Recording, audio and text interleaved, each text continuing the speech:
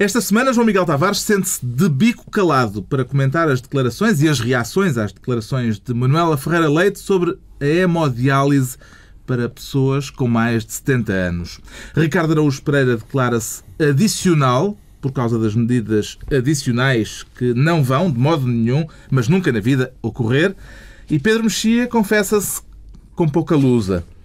Está reunido o Governo Sombra.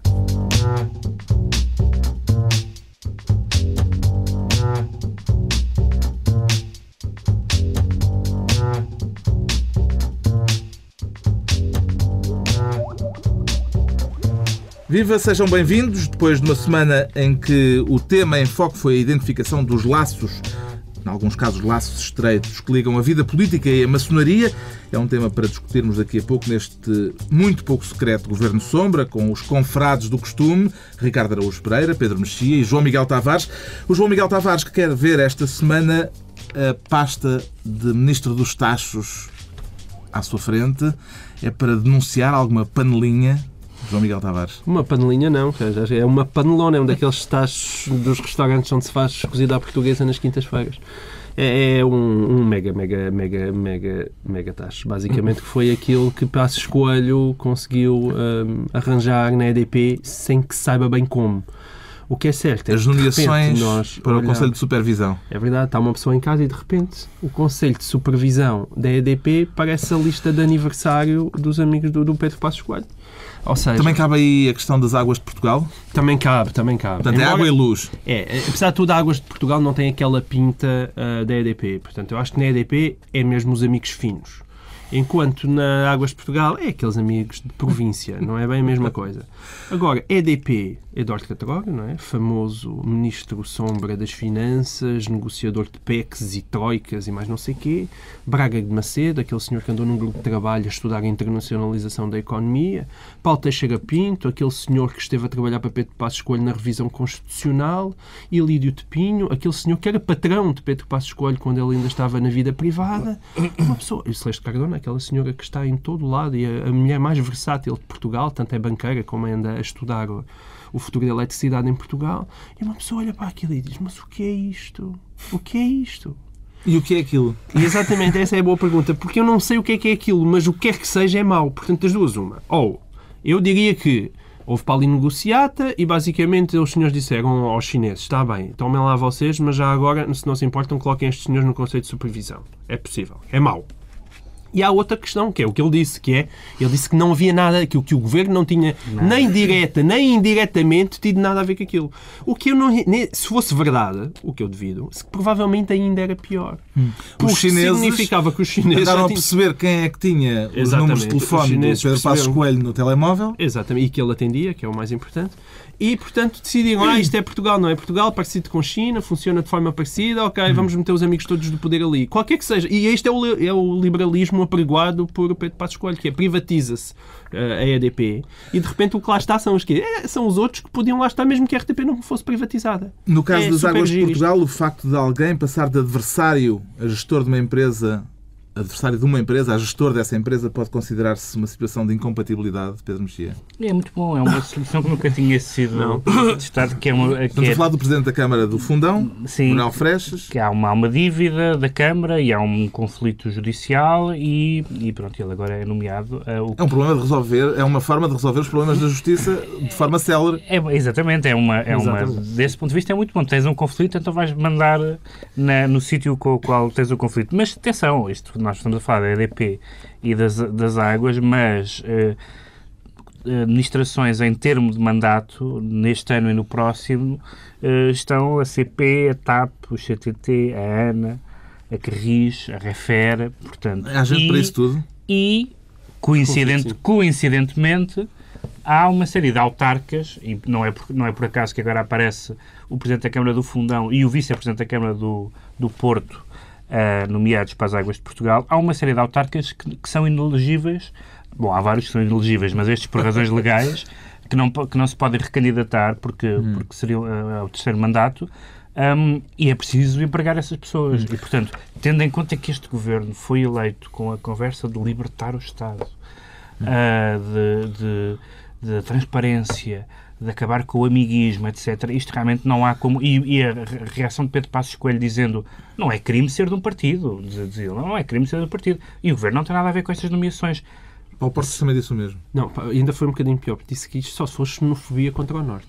Foi o que disse Paulo Portas a propósito da escolha. Por serem da... A escolha do Álvaro Castelo Branco, que é vice-presidente da Câmara do Porto, ele disse, mas isto só se fosse xenofobia contra o Norte, disse ele. Mas posso só deixar aqui uma proposta. Eu queria então, a CP, em breve vai, eu proponho Manuel Godinho para a administração da CP. Exatamente. Vê disto razões para escândalo, Ricardo Araújo Pereira? Não, naquela medida em que o povo português é reacionário à mudança e a um novo paradigma. Eu acho interessante que, por exemplo, Manel Freixo, que é aqui foi... Só espero que o João Miguel tussa. Peço desculpa, estou mesmo muito mal. Manel Freixo, que até aqui aquela expressão até que a vaca tussa. Exato. Obrigado, amores. Vocês são os queridos.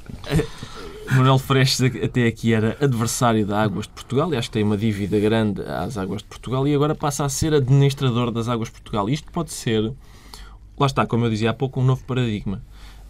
Por exemplo, pode anteceder a nomeação de Vale Azevedo e Isaltino Moraes para o Supremo Tribunal de Justiça, por exemplo, como juízes.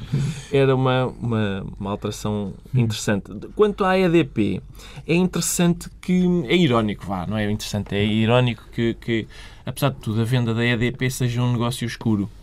Acaba por ser curioso. Não chega a ser escuro, quer dizer. Mas é nebuloso, Eu gostei muito de Pedro Santana Lopes a falar da nomeação de Bois, o provedor da Santa Casa da Misericórdia. Mas é curioso o negócio, a maneira como foi feito, porque normalmente faz lembrar aqueles negócios que às vezes os clubes de futebol fazem entre si, que é que compram um jogador por dinheiro mais jogadores. E o que aconteceu aqui foi que Portugal vendeu a parte que tinha na EDP por dinheiro mais players, que é como se diz agora, não é? No mercado, são players, tomem lá, ficam também com o Catroga, no fundo como no futebol, gente já em final de carreira, alguns até já são reformados, e a China compra, paga, só a diferença é que a China é que leva com o encargo dos outros jogadores. Também se falou muito do vencimento de Eduardo Catroga. Também há razão aí para escândalo? Não, eu acho que o pior não é o vencimento. É aquele que ele acha que é naturalíssimo acumular o vencimento, que vai ser qualquer coisa, 45 mil euros por mês, com a pobre reforma que ele tem, que é de 10 mil euros por mês. Até o é uma coisa... Assim, nem o Presidente da República acumula, não é? Não, é reformado. Mas é uma coisa que eu também gosto. Mesmo o vencimento, eu percebo que... Quer dizer, que eu também acumular com a reforma de 10 mil euros. Não, estou a dizer o valor do vencimento só por uma razão. Não, eu percebo, eu não estou a dizer que não seja chocante, mas eu acho mais chocante o princípio. Fosse qual fosse o vencimento, isto estaria mal. Certo, estaria, exato. E eu acho que é curioso que uma pessoa que esteve nas negociações com a Troika e que foi das primeiras a avisar que nós tínhamos que mudar de vida porque vivíamos acima das nossas possibilidades, agora tenha de facto de mudar de vida porque ele vai ganhar abaixo de 700 mil euros por ano. Agora, como é que este homem vai conseguir? Isto parece um livro do Dickens. Há quem diga que uma das medidas adicionais alguém vai ter de poupar. Que uma das medidas adicionais do Governo para o próximo ano pode ser incorporar o fundo de pensões de Eduardo Catroga para diminuir o déficit. No seu privado. Já li isso alguns. Os líderes partidários neste processo têm forma de impedir que quem se movimenta na área do poder tire proveito dessa proximidade de quem decide. Sim, há uma série de regras. Nós vamos daqui a bocado falar de outras regras enfim, do que parece e do que é. E deve haver alguma decência, porque podem dizer, é sempre o que acontece nestes casos, e foi isso que o Primeiro-Ministro veio dizer. São pessoas com currículos extensos, em alguns casos, enfim, competentes e reconhecidas e tal. E isso até pode ser verdade em muitos dos casos, mas, de facto, quando se é eleito com o programa de acabar com o amiguismo e, de repente, estes nomes parecem realmente uma comissão de honra, eu acho que devia haver uma questão é a história do ser e do parecer. Mesmo que seja por boas razões, parece que é por más razões. E se parece que é por más razões, devia haver algum bom senso em não enxamear lugares de nomeação pública. E eu acho, como digo, que isto é o princípio. Nós temos estas empresas todas, algumas delas muito apetitosas. E ainda por cima um governo que anunciou, e esperemos que o faça, que introduzir em larga escala os concursos públicos para os cargos de diretores gerais, etc. Estamos à espera, não é? Está explicado o que faz com que o João Miguel Tavares se atire esta semana ao tacho de Ministro dos Tachos. Quanto ao Ricardo Araújo Pereira, quer ser Ministro da Distribuição, mas já não por causa da deslocalização do Grupo Jerónimo Martins. Não, é outro tipo de distribuição. Não é para tutelar a distribuição de fruta? Não é. É para... Qual é o produto, então, que quer acompanhar? É a austeridade, que é um produto tão bom, que se ouve gabar todos os dias como o único caminho, e afinal parece que está mal distribuído, porque houve um estudo da União Europeia, segundo o qual Portugal é o país em que a austeridade está menos bem distribuída por todos, ou seja, em que são de facto os pobres que pagam a crise. Eu já falei disto aqui porque a casa onde eu vivia quando era pequeno o prédio tinha uma pichagem que dizia os ricos que paguem a crise, que é normalmente uma ideia que as pessoas reputam de demagógica e tal, e populista. O que a gente vê hoje é que são os pobres que pagam a crise. E isso, como quem defende isso normalmente não picha paredes, é mais bem encarado. É preciso pôr um pi nesta circunstância? Não, acho que não, porque é uma forma verbal perfeitamente aceitável. Picha. Sim. E então... Do verbo pichar. Estamos no infantário agora. E então é isso. Reparem que é isso que sucede em Portugal. Segundo um estudo da União Europeia. Atenção, não foi o PCP e o Bloco que se juntaram para analisar a situação. Haveria forma de distribuir melhor a austeridade, Pedro Mexia? Assim, tudo está mal distribuído. O talento está mal distribuído, a beleza está mal distribuída. Não há nada. Fala por ti. Não há nada. No mundo. No mundo. Mas as coisas que a gente pode controlar, falamos só dessas. Sim, exatamente. Mas que a austeridade está mal distribuída, não era preciso nenhum relatório. Quer dizer, temos amplamente, nomeadamente neste programa, que passa em revista os temas realmente importantes, ao contrário do que o João Miguel às vezes sugere.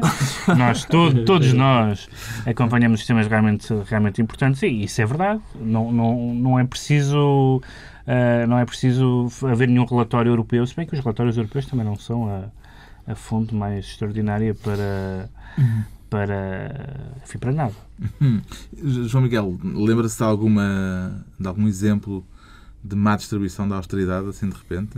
Assim, de repente, acho que vamos até agora ao programa a falar dela, não é? Não fizemos nós até agora outra coisa. E esse é que é o dramatismo de toda esta situação. Nós alertávamos aqui com a lucidez que nos é reconhecida até há muito pouco tempo, que nós sempre dissemos isto. Pedro Passos Coelho tinha um grande problema entre as mãos, que foi esta deslocação dele para um discurso extremamente moralista, de despartidarização, que foi fundamental na campanha eleitoral. E, portanto, a partir do momento que ele tem sempre a moral na boca, meus amigos, assim que acontece a EDPs e Águas de Portugal, já tinha acontecido Caixa Geral de Depósitos, também convém recordar, tudo se começa a pouco a pouco a corroer, e é dramático. Lembrando no programa da semana passada, o mesmo vale para outros agentes, para outros players. No caso do que nós falámos da Jerónimo Martins, um dos grandes problemas tinha sido o discurso também moralizador, e muitos dos políticos que, por exemplo, nomeadamente a área do PST, mas não só, que vinham falar de estamos a viver acima das nossas possibilidades, do escândalo dos direitos adquiridos, etc. Depois, quando são confrontados com isso, eu abdicar de um direito, e, portanto, pela boca morre o peixe. O que há sobretudo, eu acho que mais do mas que... eu acho a moralização necessária. Mais do que a má distribuição, eu acho que há muitos casos flagrantes de pura hipocrisia política, sobretudo quando toca a dinheiro. Temos o Ricardo Araújo Pereira no papel de Ministro da Austeridade. É a vez agora de atribuirmos o Ministério da Memória ao Pedro Mexia. O que é que o fez lembrar-se de tal coisa, Pedro Mexia? Lembrei-me disso porque, enfim, tem havido alguns governos que têm, sobretudo aqueles governos que não têm realmente grandes hipóteses de fazer políticas do presente, se dedicam a reescrever o passado, o que foi muito o caso de Zapatero, em Espanha, mas tem havido outros casos. E eu queria falar precisamente de um caso espanhol e de um caso chileno. O caso chileno, que é mais sério, digamos assim, porque o novo governo chileno, novo, que já não é novo, mas enfim, é o primeiro governo de direita pós-Pinochet, e agora introduziu nos currículos escolares uma referência ao regime de Pinochet, não como uma ditadura, caiu a expressão ditadura e entrou a expressão regime militar, dizendo eles que querem dar uma visão mais neutra do regime. Ora, uma ditadura não é provavelmente não é uma palavra controversa. Não é controverso que o Pinochet tenha sido um ditador, como não é controverso que em Portugal tinha havido uma ditadura, ou em Espanha, ou na União Soviética. Não há dúvida nenhuma que depois pode haver qualificações, o que é um regime totalitário, o que é um regime fascista. Isso sim são coisas discutidas. Mas uma ditadura é uma ditadura. Não há dúvidas nenhumas. E a possibilidade de criar, sendo o primeiro governo democrático de direita pós-Pinochet, e, portanto, que devia estar especialmente preocupado em não ter essas associações, vir abrir esse campo de batalha é uma coisa perfeitamente lamentável, sobretudo no momento em que a América Latina parece ter-se, em grande parte, libertado desse paradigma dos regimes autoritários. E o caso espanhol? No caso espanhol é um caso mais divertido, quer dizer, o pretexto não é propriamente divertido, que foi a ideia, portanto, a Espanha mexeu muito na questão das leis da memória, que tem um lado certamente de reparação de injustiças, mas também tem um lado perigoso de reavivar fantasmas da Guerra Civil, que em alguns casos ainda estão presentes, ainda que enterrados. Mas houve um caso particularmente divertido, que foi esta lei de conceder a nacionalidade a descendentes de pessoas que tenham combatido, nomeadamente na Guerra Civil. Ou seja, criar espanhóis por decreto. A máquina de fazer espanhóis. A máquina de fazer espanhóis, exatamente. Portanto, o Walter Ugumem é que estava atento a isto. E foram feitos 400 e tal mil novos espanhóis, mas, isto é que é engraçado, 180 mil cubanos. Houve 180 mil pessoas que estranhamente querem ter um passaporte que lhes permita sair de lá, o que é uma coisa importante. Eu sugiro que isso se possa fazer, porque os cubanos, eu acho que neste momento qualquer cubano se quereria ser cidadão do Zaire. Portanto, eu sugeria que os países se cotizassem e abrissem candidaturas honorárias, mas só para os cubanos. Porque 180 mil cubanos estão mortinhos por ter um passaporte não cubano. E isso foi comovente, porque não foi de todo para isso não foi de todo para isso que o governo Zapatero foi feito. Mas estás a falar em cubanos em sentido estrito, não é? Não é no sentido de Alberto Jardinista. Não, estou a falar de pessoas que realmente não querem lá saber da Guerra Civil. Aliás, vários foram entrevistados dizendo eu nem sequer sei quem eram os meus antepassados, eu quero é sair daqui. E, portanto, foi um efeito não pretendido, mas interessante. Poderíamos usar o método chileno e começar a rebatizar períodos recentes da nossa história. Tem alguma sugestão a fazer nesse sentido? Ricardo Araújo Pereira? Não é da evolução, não é que seja evolução. uma novidade, o 25 de Abril ter sido uma evolução. Quer dizer, eu admito que seja que seja discutível tecnicamente, não é? Se o salazarismo foi ou não um fascismo, mas quando se deu essa questão da evolução de 25 de Abril, aquele slogan 25 de Abril sempre, fascismo nunca mais, praticamente não havia nada que se aproveitasse nessa frase. O fascismo não era um fascismo e 25 de Abril não era 25 de Abril. Em todo o caso, a questão do fascismo, no caso português, é uma discussão técnica. É técnica, exato. É uma questão técnica, não é uma questão...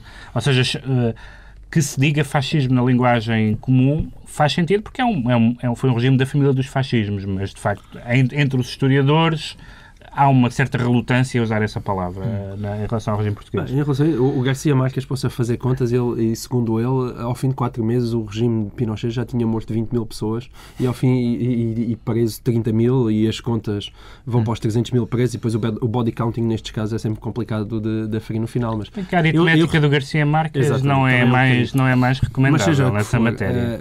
Mas são muitos milhares, seja como for. E portanto a única coisa que eu temo em relação a isto é que de repente aqueles portugueses que andaram a votar no Salazar para grande português do século XX ainda venham defender que nós vivemos em democracia republicana desde 1910. Nomeamos o Pedro Mexia Ministro da Memória, então. Daqui a pouco discutimos até onde vai a influência da maçonaria. Por agora o Ricardo Araújo Pereira declara-se adicional. Adicional em relação a quê, exatamente, Ricardo Araújo Pereira? Em relação às medidas que de modo algum Estás a tentar que não seja o mesmo tema, não é? Estou a fazer um esforço Estás a tentar formular, porque isto é exatamente o Eu mesmo pensava tema. que ele estava a tentar falar Não, ao atenção. ritmo do Ministro das Finanças. O Mexia denunciou-me, de facto é esse o meu problema, porque há bocado era austeridade com batatas, agora é austeridade de coentrada, é outra coisa. E o problema são as medidas de austeridade que quer o Ministro das Finanças, quer o Primeiro-Ministro, garantem que não vão ter lugar, não vai haver medidas E ficaram-lhe dúvidas adicionais. Ficaram depois porque dos esclarecimentos normalmente, Por agora, do por agora. Ministro. porque o Primeiro-Ministro e o Ministro das Finanças, em geral, são como as senhoras. Há muitas vezes... Tens que especificar, Eu sei, porque não. isso... Porque às vezes aquilo que dizem é o contrário do que querem dizer. Portanto, quando dizem não vai haver medidas de austeridade, isso significa, é óbvio que vai haver Oh, medidas de diabo, já austeridade. temos metade do auditório. Não. Eu vou dar... Não, Não afinal é assim. é Isto vai não, acontecer na Ricardo. tua Isso é um vida. princípio muito perigoso, analicada. Uma vez que há problemas e que decorrem ainda em tribunais problemas graves de violência doméstica, eu quero ser mais específico relativamente àquilo que pretendo dizer. Eu refiro-me à frase "Ai, parvo, para com isso". Isso sim. Que significa, na verdade, continua, estás a ir muito bem. E, portanto, O é segredo isso. está na intuação. Exatamente. É nesse ponto que Vítor Gaspar e Passos Coelho são gajas. O facto de já se falar em medidas adicionais de austeridade significa que o Governo pode estar a preparar o terreno para isso, apesar dos desmentidos? João Miguel Tavares. Saiu uma notícia, creio que no Expresso, o Ministro foi falar disso ao Parlamento para dizer que não, mas falou disso. Nós estamos a gravar este programa numa sexta-feira, dia 13, não é? Certo. Que é bom. De janeiro. Quer dizer, o Orçamento de Estado foi discutido há umas semanas. Quer dizer, agora de repente ficaria, digamos assim, um bocadinho mal Vítor Gaspar dizer não, aquela coisa que a gente andou a fazer, esqueçam, aquelas contas estão todas mal. O problema é que, na verdade, todos nós sabemos que aquelas contas de facto estão todas mal porque estão baseadas num certo tipo de previsão que não se vão concretizar. Ou seja, das duas uma, ou os senhores da Troika acordam em 2012 bem dispostos, aproveitam este inverno solarengo em Portugal e gostam de ir por aqui andar e dizem ok, não precisam de cumprir o déficit que está estabelecido no memorando. Ou então, se eles disserem sim, têm que cumprir o déficit, é evidente que vai ter que haver mais medidas de austeridade porque as contas foram mal feitas neste sentido, em que a Europa não vai crescer tanto como se pensava e, portanto, basta isso para as contas todas virem por aí abaixo. Ainda lhe parece que há margem de manobra para mais austeridade? Eu gostei da maneira como o Ministro das Finanças formulou a coisa, porque ele disse não, neste momento, por esses motivos, não. Ele fez claramente uma cláusula que lhe permite mais tarde dizer, não, eu disse que... Os motivos agora são... Ele disse que o momento e os motivos não, mas ele nunca disse que não vai haver mais austeridade. Ele deixa sempre... E faz mesmo questão, isso é muito engraçado, porque poder-se dizer que ele se escudaria numa linguagem ambígua, ele diz, não, por esse motivo, não. A maneira como ele respondeu é muito curiosa e, de facto, abre a porta, claramente, a mais austeridade. Já sabemos porque é que o Ricardo Araújo Pereira se declara adicional. Quanto ao João Miguel Tavares, está de bico calado, o João Miguel, por não ter nada a dizer ou para evitar dizer alguma coisa imprópria? Não. Isto é uma citação musical. É porque a minha boca é de direita, mas os meus ouvidos são de esquerda. É uma citação do Sérgio Godinho. E queres desenvolver o que é que... Eu sou um homem de direita, mas tenho uma grande atração pela eu esquerda musical. Outros órgãos. Onde pendem? Queres saber para onde é que os meus outros órgãos pendem? Esta é uma coisa que eu sou feliz sem saber. Se quiseres eu depois digo, está bem? Pedro Mexia disse que é feliz. É verdade. Sem saber. Foi um momento agora, foi este momento. Sem Isto saber. devia estar aí para o programa do programa. Tu disseste, sou feliz. Isto tem de ficar registado. É lá bico calado, muita coisa para dizer. É lá bico calado, muita luta para vencer. É a citação que o João Miguel Tavares escolheu. Fui buscar Sérgio Godinho. Isto por causa de umas declarações da Manuela Fraga Leite num programa de televisão em que ela, com a sua já conhecida habilidade para as palavras, disse aquilo que eu acho que a gente tem aqui para ouvir. Não acha abominável que se discuta se alguém com 70 anos tem direito à hemodiálise ou não? Tem sempre direito de se pagar. Isto é, para se manter isso, o Sistema Nacional de Saúde vai se degradar em termos de qualidade de uma forma estrondosa. E então nem para ricos nem para pobres. Vai continuar de bico calado? Não, mas eu queria sublinhar duas coisas. Uma é o desastre desta intervenção, aliás famosa a Manuela Fraga Leite. Mas outro E que é isso que me trazia aqui que é importante, tirando esta parte da hemodiálise de pessoas com mais de 70 anos, ela depois justificou isso e tentou explicar que, evidentemente, o que ela quer dizer é que quem tenha a possibilidade, tenha mais de 70 anos, portanto, tenha que pagar. Isso vem, sobretudo, convém não... Nós vivemos num país também em que as pessoas muito facilmente respondem caninamente a pequenas gafes destas. Pequenas, ou seja, realmente não é muito pequena, mas as pessoas respondem caninamente a este tipo de gafes e isso depois impede, no meio da nuvem de fumo e dos dentes afiados, que se discuta o essencial. E, de facto, a discussão sobre a sustentabilidade do Sistema Nacional de Saúde é absolutamente decisiva. E as pessoas têm que perceber que, de facto, vai chegar um ponto em que, com os meios diagnósticos todos hoje em dia que existem, cada vez mais sofisticados e tudo isso, não vai haver maneira possível do Estado estar a pagar tudo a toda a gente. E, portanto, é só isto que eu queria dizer. Quem precisa de hemodiálise não é uma grande ideia porque morreria na semana seguinte. É. E, portanto, mas o que eu quero sublinhar é as declarações são absolutamente infelizes, mas convém nós sermos suficientemente adultos para este tipo de declarações infelizes não serem transformadas numa espécie de coluna de fumo daqui para a frente. Cada vez que alguém... declaração infeliz ou há uma substância nesta declaração? Não, há uma mas a substância é que não é infeliz. Ou seja, a substância é profundamente infeliz, mas não há alternativa. E é isso que eu estou a dizer. Não é questão só da hemodiálise. Vocês estão-me a fazer a mim o mesmo que eu estou a fazer a Manuela Ferreira Leite. Olha, fazer o papel da Manuela Ferreira Leite. Ainda não disseste nada. Ou seja, o que eu estou a dizer... Manuela Ferreira Leite estava a responder uma pergunta sobre a hemodiálise para pessoas com mais de 70 anos. Sim. E disse, quem pagar tem direito à hemodiálise. Certo. Não. Mas depois o António Vitorino apontou-lhe o dedo e ela justificou-se. Como é evidente, e disse, não é isso que eu quero dizer, é para as pessoas que quem pode tem de pagar, porque senão, e depois chega-se a uma certa altura, nem os pobres nem os ricos pagam. Ela justificou-se e explicou isso. Mas a minha questão é, eu não estou a discutir, já me fartei dizer e volto a dizer que as declarações são profundamente infelizes. A questão é, nós usamos este tipo de afirmações para, a partir daí, caricaturar tudo. E alguém que chega ao Parlamento, à comunicação social... Este programa tem a sua graça. Exatamente. Nós somos contra a caricatura. Nós somos contra a caricatura. É uma coisa que nos repugna. A única questão é que eu já sei que, a partir de agora, cada vez que alguém levantar uma questão da sustentabilidade do Sistema Nacional de Saúde, toda a gente vai apontar o dedo e dizer você quer acabar com a hemodiálise para os mais de 70 anos. E esta espécie de infantilização da vida pública e esta incapacidade para nós realmente refletirmos sobre aquilo que as pessoas estão a dizer é parte também do que nos levou e que nos trouxe até aqui. Isto foi só falta de jeito verbal, Pedro Mexia? Quer dizer, quando a falta de jeito é habitual, começa a ser difícil destrinçar. Porque Manuela Ferreira Leite tem... eu conheço várias pessoas que acham que os portugueses foram muito injustos com Manuela Ferreira Leite.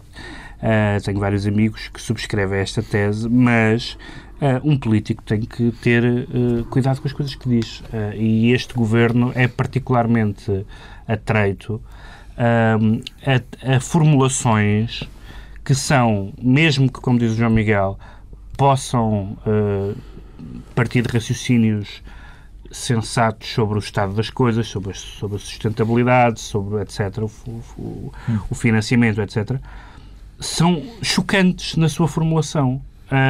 E não dizer coisas chocantes na sua formulação é uma coisa que os políticos devem ter cuidado. Diria que é uma responsabilidade básica de um político. As políticas que este governo quer prosseguir, mesmo as que são justas e aquelas com que eu concordo, são políticas que, em alguns casos, andam resvés à chamada insensibilidade social. E é preciso explicar e ter algum cuidado em explicar qual é a diferença entre gerir bem uma determinada função do Estado e dizer coisas absolutamente... Basta lembrar que este tema foi um dos poucos temas que fez cair um ministro, a história do Carlos Borrego, Ministro do Ambiente, que contou uma anedota sobre a hemodiálise. Que contou uma anedota e é um exemplo caricatural, mais uma vez, mas lá está.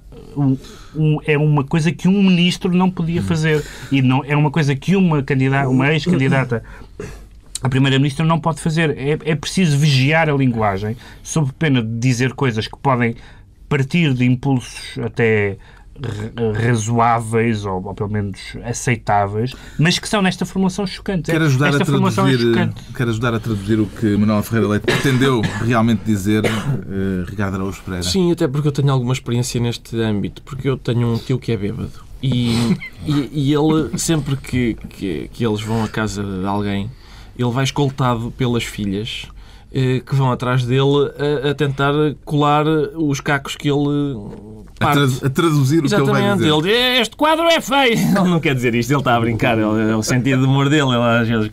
Eu não gosto desta comida. Ele está a brincar. Ele está farto de comer arroz, por amor de Deus. E é isso aí. A Manuel Ferreira precisa de uma escolta de pessoas. Isto acontece sempre. O melhor é 6 meses sem democracia. Está irónica. Não está a fazer.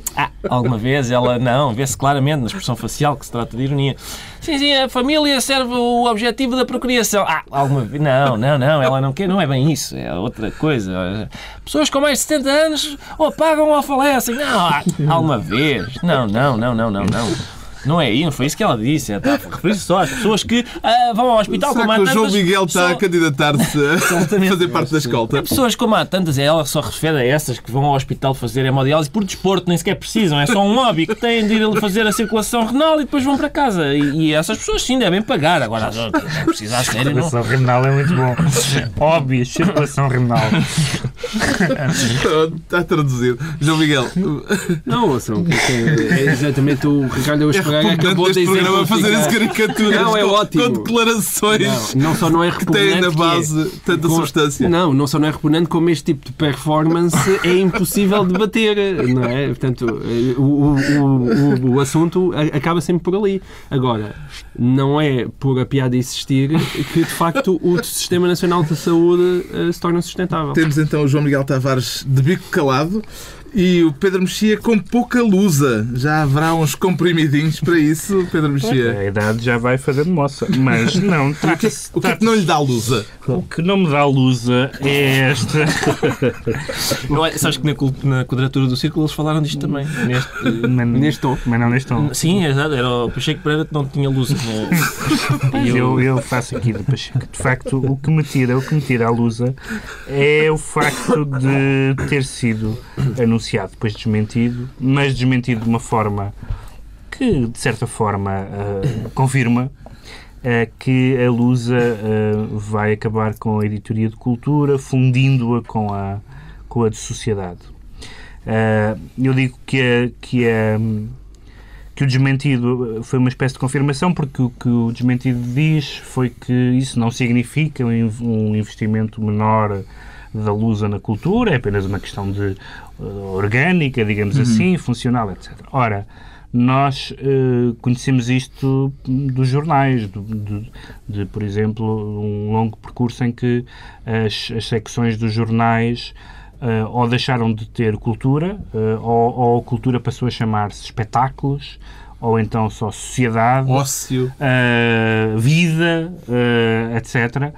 E, portanto, o mudar de nome, o agregar a cultura aos espetáculos, o agregar a cultura à sociedade, etc., é um projeto que, a prazo, significa que deixará de ser noticiário cultural tudo aquilo que não seja ou relativamente espetacular pela sua projeção internacional, ou então aquilo que é relativamente paroquial, como o sucesso de qualquer português em qualquer telenovela lá fora. E, portanto, isto que pode parecer um assunto, de facto, de reorganização interna da Lusa, é um sinal, e quem tem seguido, por exemplo, o emagrecimento dos espaços culturais nos jornais, a redução do número de caracteres, tarará, isto é um percurso em que a cultura vai sofrendo uma austeridade absolutamente desmesurada para o papel que depois acaba por ter, de facto, até em termos dos criadores portugueses, etc. Compreende esta reorganização, João Miguel Tavares? Dentro da lógica, se não há dinheiro, não há palhaço, eu compreendo todas as reorganizações. A questão aqui preocupa-me mais. Eu trabalhei numa secção de cultura durante muitos anos, do Diário de Notícias, durante 5 ou 6 anos. E eu, francamente, não me lembro de ter utilizado, se calhar deve ter utilizado 10 takes da Lusa ao longo daquelas décadas, ou seja, anos.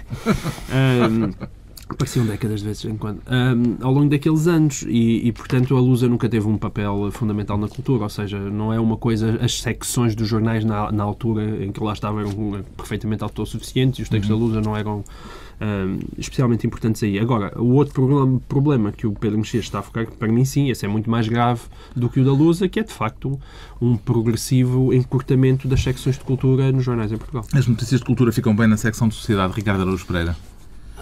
Algumas, se calhar, até porque há muita cultura do social hoje em dia. Ao lado de reportagens sobre a Casa dos Segredos, Vai ter de ser, exatamente. Eu acho que a Lusa defende-se dizendo não se trata de menorizar a cultura, é apenas para economizar aqui. Mas, por exemplo, ninguém supõe que a política e a economia também vão ser diluídas na sociedade, não é? Isso nunca acontece. Com a cultura isso de facto é mais fácil. Bom, deixamos o Pedro Mexia debater-se com o problema da falta de lusa e nós debatemos com a falta de tempo.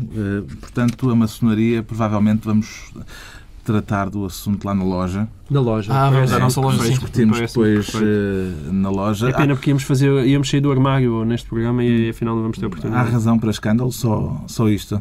Eu acho que há razão para escândalo num ponto, que é o ex-grão-mestre disse ao jornal que disse uma frase que eu acho que está incompleta. Ele disse: quem aproveita a maçonaria para tratar de negócios deve ser expulso. E a frase completa é: quem aproveita a maçonaria para tratar de negócios deve ser expulso. Quem não aproveita deve ser parvo. Eu acho que é essa... Pronto, é chegada a altura dos decretos. O João Miguel Tavares decreta a mudança de nome do Alvalade 21 para Alvalade 19. Sim, ou até mesmo 17 e 16 é só para estar mais de acordo com o século. Aquele Alvalade de 21 não tem nada. Portanto, o público limitou-se a... Recentemente houve acusações de pré-históricos entre Benfica e Sporting. Exatamente, e mais uma vez confirma. Ou seja, o público deu uma notícia sobre a decoração dos balneários do Sporting e dos túneis de acesso ao relvado, e o que é que aconteceu a partir daí? Então os jornalistas do público deixaram de entrar em Alvalade. A notícia não foi desmentida. Deixaram de entrar porque são impedidos de entrar. Porque são impedidos de entrar pelo Sporting. A notícia não foi desmentida, tudo aquilo que ali está aparentemente é verdade. Dois jogos diferentes. Aparentemente é verdade, e então qual é que é a reação dos clubes? É esta. Isto não é próprio só do Sporting, já aconteceu no Porto e no Benfica. E estes senhores, uma liçãozinha de liberdade democrática e o que é que significa a democracia convinha ser urgentemente passada por ali. O Ricardo Araújo Pereira, por sua vez, decreta a salvação pelo pastel de nata. Exato. Por causa do ministro Álvaro. Franchisemos. Sim, que exortou a nação a que fizesse o franchise do pastel de nata, que quis que um produto português tivesse força lá fora, e por absoluta indisponibilidade do Galo de Barcelos e do bacalhau ao Gomes de Sá, avançou com o pastel de nata. E foi engraçado isso, exportar o pastel de nata. Depois apareceram, como é uma ideia original e com potencial para nos salvar da crise. E depois apareceram alguns empresários que dizem: eu já faço isso há alguns anos, os estrangeiros acham que a nata é um bocadinho doce, estou a tentar uma receita nova com um pouco menos de açúcar e tal. Mas eu também acredito que o pastel de nata nos vai salvar. Finalmente, o Pedro Mexia decreta, e esse decreto já está em vigor, já o temos de resto em fundo, decreta Paco Bandeira para violar o segredo de justiça. Pedro Mexia? Não é para violar ninguém, é porque, quer dizer, sim, depois as pessoas que estão a ouvir dirão, mas é um assunto que realmente mistura sociedade e cultura, como a Lusa bem viu, então, porque é um caso que à partida não teria para aqui, que tem a ver com a vida privada do Paco Bandeira, apesar de violência doméstica, etc., mas ele defende-se de uma forma bastante curiosa, dizendo que está a ser perseguido porque lançou uma canção que denunciou isto tudo, né? Que se chama Share ou Não Share, que é uma Share, não a cantora, mas a share das audiências. E eu gosto muito das pessoas que dizem eu denunciei isto tudo, sobretudo porque depois queixa-se que as pessoas não ouviram, por isso os ouvintes podem ouvir esse tema. Eu gosto muito das pessoas que dizem que não, isto foi porque eu incomodo as pessoas. É muito raro as pessoas que dizem isso, incomodarem realmente alguém, e ouvindo a música, esta música é de facto um certo caso, sobretudo se estiverem a ouvir em casa, de violência doméstica. Música de intervenção dos nossos dias. Deixa a fúria social de que o povo tanto gosta, o espetáculo da devassa, igual de ator sem força, é a morte do artista. É a morte do artista? Em breve saberemos. Despedimos-nos com a música de intervenção de Paco Bandeira. Para a semana, em direto de Guimarães, na véspera da inauguração da Capital Europeia da Cultura, o Governo Sombra de regresso, Pedro Mexia, João Miguel Tavares e Ricardo Araújo Pereira.